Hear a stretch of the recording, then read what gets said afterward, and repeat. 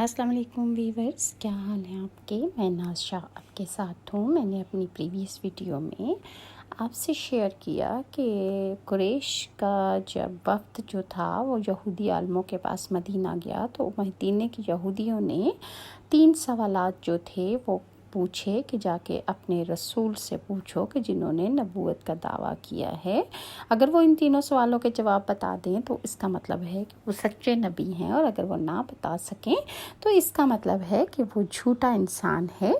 انہوں نے پہلا سوال اصحاب کہف کے بارے میں پوچھا، دوسرا سوال ذوالقرنین کے بارے میں، اور تیسرا روح کے بارے میں سوال پوچھا۔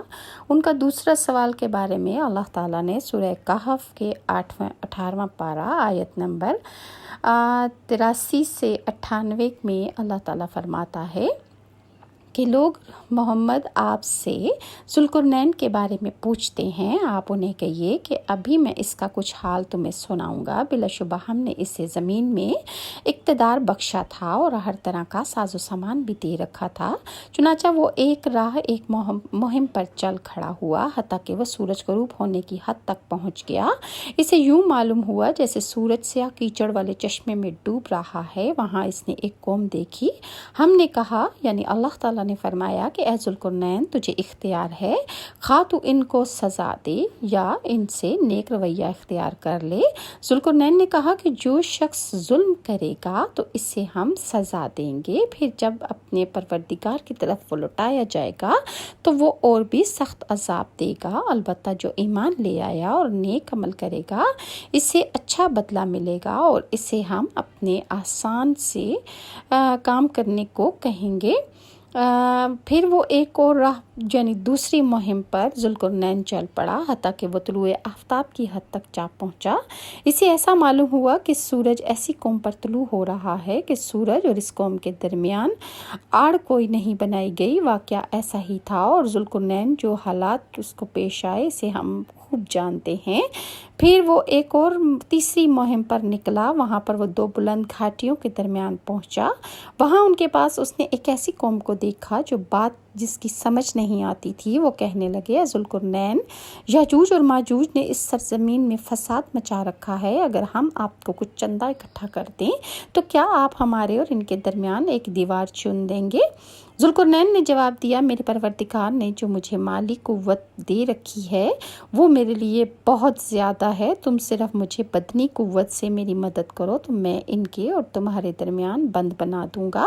مجھے لوہے کی چادریں لا دو۔ ذوالقرنین نے جب ان چادروں کو ان دونوں گھاٹیوں کے درمیان برابر کر کے خلا کو پاٹ دیا تو ان سے کہا کہ اب آگ کو دہکاؤ، تاکہ جب وہ لوہے کی چادریں آگ کی طرح سرخ ہو گئیں تو اس نے کہا کہ اب میرے پاس پگھلا ہوا تانبا لاؤ کہ میں ان چادروں کے درمیان بہا کر پیوست کر دوں۔ اس طرح یہ بند ایسا بن گیا کہ یاجوج ماجوج نہ تو اس کے اوپر چڑھ سکتے تھے اور نہ ہی اس میں کوئی سوراخ کر سکتے تھے۔ ذوالقرنین کہنے لگا، یہ میرے پروردگار کی رحمت سے بن گیا ہے، مگر میرے پروردگار کے وعدے کا وقت آ جائے گا تو وہ اس بند کو پیوند خاک کر دے گا، مطلب یاجوج ماجوج اس دیوار کو توڑ ڈالیں گے، اور میرے رب کا وعدہ سچا ہے، اس دن ہم لوگوں کو کھلا چھوڑ دیں گے کہ وہ ایک دوسرے سے گتھم گتھا ہو جائیں، اور سور پھونکا جائے گا، پھر ہم سب لوگوں کو اکٹھا کر دیں گے۔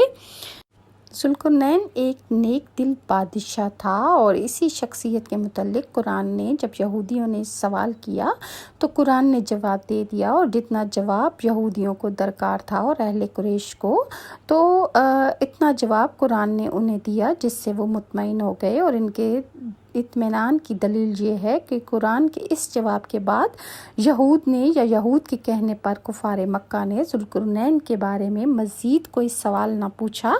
ذوالقرنین نے جب یاجوج ماجوج کے سامنے دیوار بنا دی جو پہاڑوں سے بلند تھی تو انہوں نے کہا کہ یہ اللہ کا فضل ہے کہ مجھ سے اتنا بڑا کام ہو گیا، قیامت کے قریب یاجوج ماجوج اس دیوار کو توڑنے میں کامیاب ہو جائیں گے۔ ذوالقرنین کے بارے میں مختلف وضاحتیں کتابوں میں ملتی ہیں۔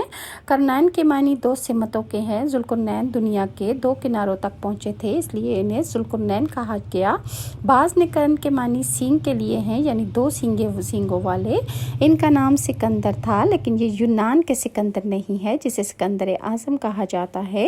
یونانی سکندر کافر تھا جبکہ یہ مسلم اور ولی اللہ تھے۔ یہ سام بن نوح کی اولاد میں سے تھے۔ خضر علیہ السلام ان کی فوج کا جھنڈا اٹھانے والے تھے۔ تیسرے سوال یعنی روح کے بارے میں اللہ تعالیٰ نے ارشاد فرمایا، لوگ آپ سے روح کے بارے میں پوچھتے ہیں، آپ فرما دیجئے کہ روح میرے رب کے حکم سے قائم ہے۔ یعنی یہ لوگ روح کی حقیقت اسی کے علم میں ہے، یعنی اس کے بارے میں صرف اللہ جانتا ہے، اس کے سوا کوئی نہیں جانتا۔ روح کے بارے میں یہودیوں کی کتابوں میں بھی بالکل یہی بات درج تھی کہ روح اللہ کے حکم سے قائم ہے اور اس کا علم صرف اللہ ہی کے پاس ہے اور اس نے اپنے سوا کسی کو نہیں دیا۔ یہودیوں نے مشرکوں سے پہلے ہی کہہ دیا تھا کہ اگر انہوں نے روح کے متعلق کچھ بتایا تو سمجھ لینا کہ وہ نبی نہیں ہے، اگر صرف یہ کہا کہ روح اللہ کے حکم سے قائم ہے تو سمجھ لینا کہ وہ سچے نبی ہیں۔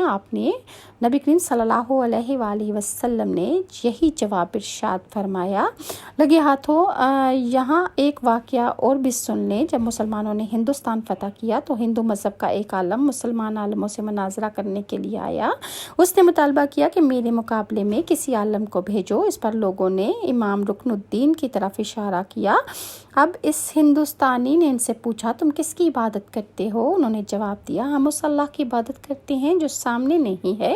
اس پر اس ہندو عالم نے پوچھا، تمہیں اس کی خبر کس نے دی؟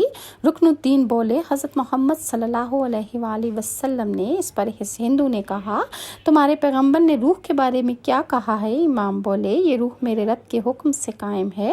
اس پر اس ہندو عالم نے کہا، تم سچ کہتے ہو، اور اس کے بعد وہ مسلمان ہو گیا۔ اور نبی کریم صلی اللہ علیہ وآلہ وسلم ایک روز چند صحابہ کے ساتھ مسجد حرام میں تشریف فرما تھے۔ ایسے میں قبیلہ زبیدہ کا ایک شخص وہاں آیا۔ اس وقت نزدیک ہی مزید اس شخص نے آ کے ابو جہل کے بارے میں کیا شکایات کی اور حضور صلی اللہ علیہ وآلہ وسلم نے اس معاملے کو کیسے سدھارا، انشاءاللہ میں آپ کے ساتھ نیکسٹ ویڈیو میں شیئر کروں گی۔